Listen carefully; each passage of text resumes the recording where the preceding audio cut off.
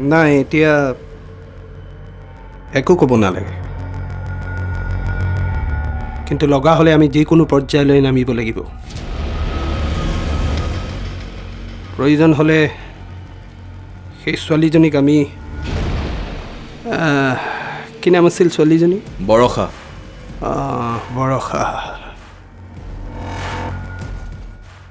বিয়াটো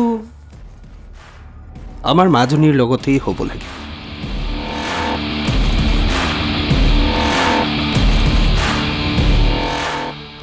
বুজিছেনে? হয়।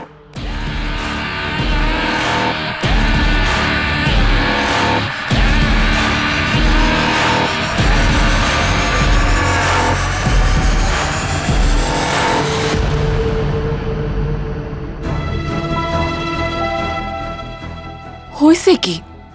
তোমালোকে যদি কথাবোৰ নাজানা মই কেনেকৈ জানিম?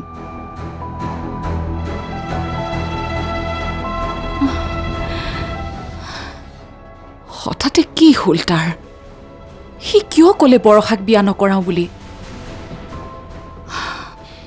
এতিয়া দুৱাৰ বন্ধ কৰি সোমাই আছে।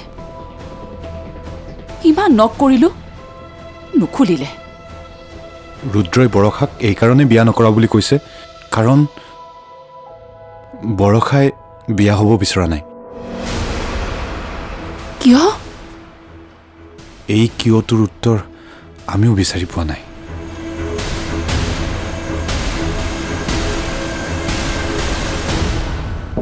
ৰুদ্ৰ, দুৱাৰখন খোল। ৰুদ্ৰ, দুৱাৰখন খোল। ৰুদ্ৰ, ৰুদ্ৰ, দুৱাৰখন খোলচোন। কি কৰি আছ? ৰুদ্ৰ, দুৱাৰখন খোল। ৰুদ্ৰ, ৰুদ্ৰ, ৰুদ্ৰ, দুৱাৰখন খোল। খোলচোন, কি কৰি আছ তই? ৰুদ্ৰকটো সুধিলে একোৱেই নকয়। বৰষাই নিশ্চয় ক'ব। আপুনি এবাৰ বৰষাৰ লগত কথা পাতক।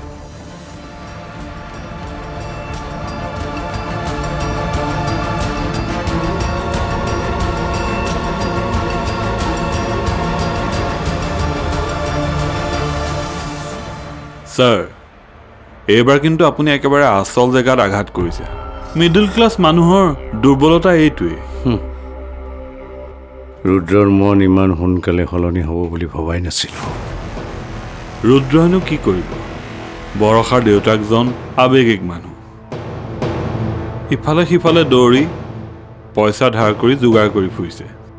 তাকে বৰষাই গম পালে আৰু সেইকাৰণে বিয়াত নবহোঁ বুলি কৈছে। এতিয়া ৰুদ্ৰওতো আপোনাৰহে ল'ৰা। এজনী সাধাৰণ ছোৱালীৰ আগত সি সৰু হয় কেনেকৈ? সকলোবোৰ ঠিকেই আছিল। এজনী ছোৱালীয়ে কেনেকৈ বাপেক পুতেকৰ মাজত সংঘাত লগাই দিয়ে। আপুনি এতিয়া এইবোৰ চিন্তা কৰিব নালাগে ছাৰ।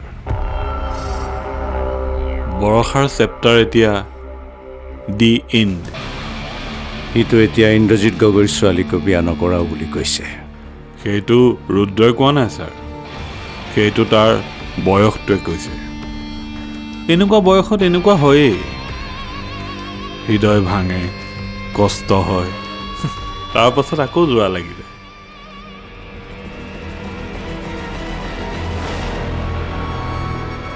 দুদিনমান সি তেনেকৈয়ে থাকক। মই বিয়াৰ প্ৰস্তুতি চলাওঁ। অহা মাহৰ 6 তাৰিখে ইন্দ্ৰজিৎ গগৈৰ ছোৱালীৰ লগত ৰুদ্ৰৰ বিয়া হ'ব।